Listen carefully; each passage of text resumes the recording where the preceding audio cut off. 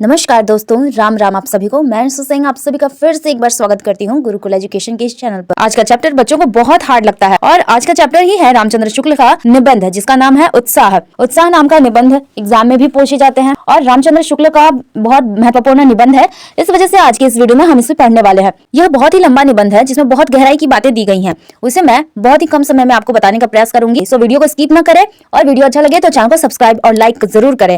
तो इसी के साथ श्री गणेश करते हैं आज के इस वीडियो का। देखिए, उत्साह जो निबंध है वह रामचंद्र शुक्ल द्वारा रचित है और इसमें जो है मानसिक भावना, जो हमारी उत्साह, हम खुश होते हैं, वह एक मानसिक भावना है, तो उसकी व्याख्या की गई है। और इसमें बताया गया है कि उत्साह जो है अन्य भावना जैसे वीरता और कर्म है उससे जुड़ा हुआ है। जैसे कि हम कोई भी काम करते हैं जोश से करते हैं, किसी काम में मन लगाकर करते हैं तो वह वीरता के अंतर्गत आएगा, और कर्म यानी कि जो भी हम काम करते हैं वह कर्म के अंतर्गत आता है। इन भावनाओं से जुड़ा हुआ ही है हमारा उत्साह। उत्साह क्या है? यह एक अमूर्त भाव है, केवल मानसिक भावना है जिसे न छुआ जा सकता है न ही देखा जा सकता, हाँ पर अनुभव जरूर किया जा सकता है, महसूस किया जा सकता है। रामचंद्र शुक्ल की जितनी भी रचनाएं हैं उसमें बहुत गहराई की बातें बताई गई हैं। वे कहते हैं कि व्यक्ति में साहसपूर्ण आनंद होता है, वही असल उत्साह है। आनंद जोड़ साहस, यानी कि साहस यानी कि हम जो काम कर रहे हैं वह साहस हुआ, और आनंद यानी कि खुशी, हमारा लगन, हमारा जोश, उससे काम करने से हमें उत्साह मिलता है। यानी कि हम कोई भी काम करते हैं तो मन हमारा लगता है तो वह उसमें हमें खुशी मिलती है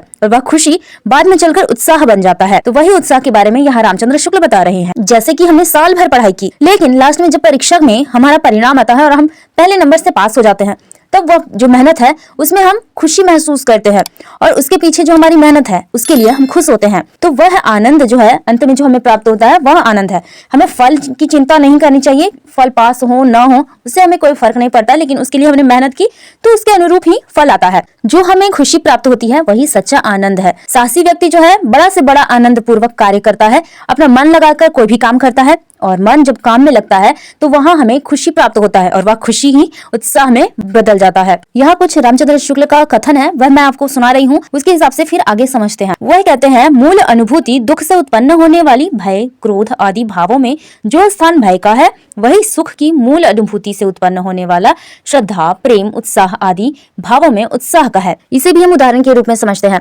हमारी इंडियन क्रिकेट टीम है, जब वह खेलती है तो वह अपना जोर लगाती है, ठीक है, और वह जब अपनी कड़ी मेहनत करती है तो उसे कहीं न कहीं जोश होता है, उनमें खुशी होती है कि हमने अच्छा खेला। जीते हारे उससे कोई मतलब नहीं है, लेकिन वह ग्राउंड पर उतरते अपना कड़ी मेहनत करते हैं तो हमें भी खुशी होती है और प्लेयर्स को भी खुशी होती है।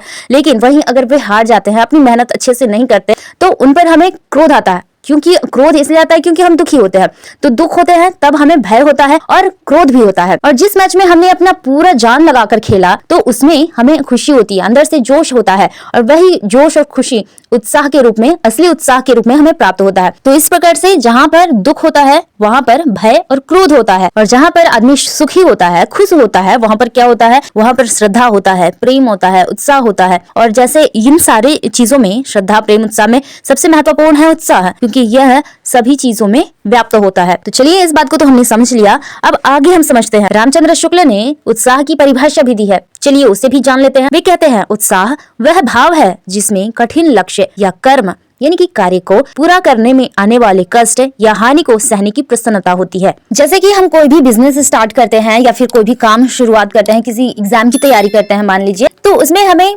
तुरंत सफलता नहीं मिलती है, उसे हम उसमें असफल होते हैं, और उस असफलता से न घबराते हुए बहुत प्रयास करना होता है, और उस प्रयास में हमें खुशी मिलती है। जो प्रसन्नता हमें उसे सहने में, कठिनाई को सहने में हमें मिलती है, वही प्रसन्नता असली उत्साह है। आगे रामचंद्र शुक्ल ने निबंध में कर्म और फल दोनों चीजों पर ध्यान दिया है। वे स्पष्ट करते हैं कि सच्चा उत्साह काम के फल यानी कि परिणाम पर नहीं है, बल्कि कर्म यानी कि क्रिया और उस कर्म को करने में आने वाले संघर्ष पर केंद्रित होता है। मान लो कि आप आईएएस की तैयारी कर रहे हो और आपको सफलता बार बार नहीं मिलती है, इस प्रकार से बहुत बार प्रयास करने पर भी सफलता नहीं मिलती है, तो आप क्या हार मान लोगे? बिल्कुल भी नहीं। अगर आप हार मान जाते हो तो आप में वह उत्साह नहीं है। लेकिन जब आप बार बार प्रयास करते हो, कठिनाइयों से नहीं घबराते और मन लगाकर आप उस कार्य को कर रहे हो, पढ़ाई कर रहे हो, तभी आपको अंदर से उत्साह मिलता है, आनंद मिलता है कि वाह, मैंने अपनी पूरी तैयारी कर रखी है। तो ये सारी चीजें होती हैं, इसी से उत्साह का पता चलता है। इसमें भी दो बातें आपको ध्यान में रखनी चाहिए। पहला तो जो व्यक्ति केवल फल की आस में रहता है, उत्साहित होता है, उसका उत्साह क्षणिक और स्वार्थ पर आधारित होता है। यानी कि जब हम एग्जाम पास करने के लिए केवल पढ़ाई करते हैं तो वह खुशी जो है वह थोड़े समय के लिए है और वह स्वार्थ से भरा हुआ है। उसमें उत्साह तो है पर वह थोड़े समय के लिए और स्वार्थपूर्ण है। और दूसरी बात यह है कि सच्चा वीर वह है जो कर्म करते हुए कष्टों को भी आनंद के साथ स्वीकार करता है, यानी कि दुखों से नहीं घबराता, अपने कष्ट को सहता है और मन लगाकर कार्य करता है, काम करता है, और वही सच्चा वीर है। रामचंद्र शुक्ल जी ने उत्साह के 4 भेद मुख्यतः किए हैं: दान वीरता, दया वीरता, युद्ध वीरता और कर्म वीरता। और इन चारों में सबसे महत्वपूर्ण है कर्म वीरता। एक एक करके हम समझते हैं। पहला है दान वीरता। इस प्रकार के व्यक्ति में दान की भावना होनी चाहिए, यानी कि कुछ भी लोगों को देने के लिए उसमें उत्साह होना चाहिए। जैसे कि महाभारत में दानवीर कर्ण थे, वे जानते थे कि उसकी मृत्यु हो जाएगी उसे अगर कवच छीन लिया जाएगा, लेकिन फिर भी उन्होंने दान की इच्छा से इंद्रराज को दान दिया। ठीक है, तो किसी में भी दान की इच्छा होनी चाहिए। और जब किसी को आप दान देते हो तो आपको अंदर से खुशी मिलती है और वह खुशी ही आनंद कहलाता है, उत्साह कहलाता है। उत्साह का दूसरा भेद है दया वीरता। इसमें क्या होता है कि आप कहीं भी जा रहे हो, अपनी कार बाइक जो भी है उससे आप जा रहे हो और अचानक से आपकी गाड़ी के सामने, बाइक के सामने कोई भी पशु आ जाता है और आप उसे बचा लेते हो, तो आपको कहीं ना कहीं उसे बचाने की खुशी मिलती है और वह आनंद जो आपको प्राप्त होता है वही उत्साह कहलाता है। इसके अलावा है तीसरा जो भेद है उत्साह का, वह है युद्ध वीरता। युद्ध वीरता पहले का जो था वह ज्यादा देखा जाता था। अभी भी सैनिक जब युद्ध करने के लिए जाते हैं तो वो अपने प्राणों को लेकर नहीं चलते, वे युद्ध में मरेंगे जिएंगे उससे उन्हें कोई मतलब नहीं, पर हाँ अपने देश के लिए जीना है, अपने देश के लिए दुश्मनों को मारना है, उन्हें यही केवल याद रहता है। और अंदर से तब जब देश के लिए लड़ने की भावना होती है तो उसमें उन्हें आनंद की अनुभूति होती है और वह आनंद ही उत्साह के रूप में जाना जाता है। युद्ध वीरता का एक और प्रमाण मैं आपको देती हूँ, वो भी बहुत मजेदार है। पहले मैं महाभारत में बात करती हूँ। तो अभिमन्यु की बात आप याद रखना, उसे पता था कि वो मर जाएगा पर भी युद्ध के लिए वे तैयार रहा। जो भी कठिनाइयां आई उससे वो घबराया नहीं। उनकी उम्र तो कम थी पर युद्ध के लिए तत्पर था और अपने प्रयास से वह दुश्मनों के बीच खड़ा रहा। अंत में 7 योद्धाओं के द्वारा वह मारे जाते हैं पर फिर भी वह मरकर भी जीत जाते हैं। लेकिन जब उन्हें युद्ध करते समय जो उनके अंतर्गत उत्साह होगा और जो आनंद उनके मन में होगा वही असली उत्साह व्यक्ति के अंतर्गत होता है। आगे है कर्मवीरता और यह चारों में सबसे महत्वपूर्ण है। आपको याद रखना होगा कि इन सभी में कर्मवीरता पर शुक्ल जी ने ज्यादा ध्यान दिया है और सबसे महत्वपूर्ण माना है। कर्मवीरता में क्या है कि आपको प्रयास करना है, ठीक है, आपको फल की चिंता बिल्कुल नहीं करनी है। आप एग्जाम या कुछ भी तैयारी कर रहे हो, कोई काम कर रहे हो और उसमें बहुत बार कठिनाइयां हमें मिलती हैं, कष्ट मिलते हैं, फिर भी हम उससे घबराते नहीं हैं। जब हम उस काम को करते हैं तब हमें अंदर से खुशी महसूस होती है कि वाह हमने अपने मन लगाकर कार्य को किया है, और वह जब कार्य का खुशी हमें मिलता है, वह आनंद मिलता है, वही आनंद सच्चा उत्साह कहलाता है। अब इस निबंध का क्या निष्कर्ष है वह जानते हैं। यह निबंध एक गहरी मनोवैज्ञानिक छानबीन प्रस्तुत करता है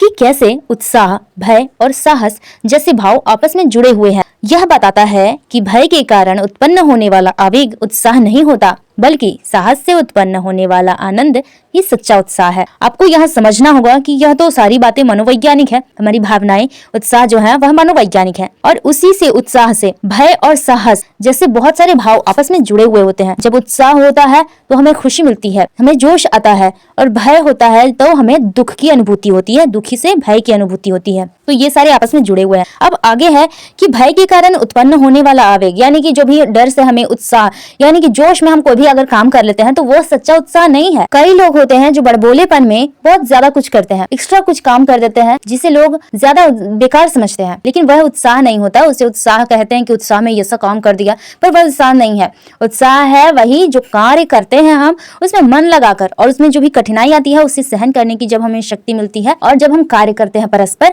उसमें जो हमें आनंद मिलता है वह सच्चा उत्साह है। यहाँ पर शुक्ल जी अंत में बताऊंगी कि कर्म में विश्वास रखने की बात करते हैं। कर्म को बिना कठिनाइयों से डरे हुए जो कार्य करता है वही सच्चा उत्साही माना गया है, और गीता में भी यही कहा गया है, उसे ही शुक्ल ने माना है। और मनुष्य के लिए भी सबसे सर्वश्रेष्ठ भाव यही है उत्साह, क्योंकि जब भी मनुष्य अपने काम में मन लगाता है व्यक्ति को सदैव ही खुश रहना चाहिए, क्योंकि उसकी मनोदशा जब वह दुखी होता है तो उसके कार्यों पर भी प्रभाव पड़ता है, उसके जीवन पर प्रभाव पड़ता है। इसलिए व्यक्ति को उत्साह रहना चाहिए, उसमें आनंद रहना चाहिए। तो इस तरह रामचंद्र शुक्ल का जो निबंध है मैंने आपको बहुत कम शब्दों में समझाने बताने का प्रयास किया है। मुझे उम्मीद है कि आपको आसानी से जरूर समझ में आ गई होगी। और मैंने यहाँ थोड़े नोट्स भी बनाए हैं, वह मैंने स्क्रीन पर रखा हुआ है, आप उससे भी, और जो मैंने समझाया है आप उससे भी नोट्स बना सकते हैं। बहुत सारे उदाहरण देकर आपको बताया है तो आपको समझ में आ जाएगा। फिर भी अगर आपको दिक्कतें आती हैं तो आप प्रश्न पूछ सकते हैं कमेंट में, और आप वीडियो को इसी के साथ लाइक और सब्सक्राइब जरूर करिए। और अंत में मैं आपसे प्रश्न पूछूंगी, आपको बताना है रामचंद्र शुक्ल ने किस पत्रिका का संपादन कार्य किया है।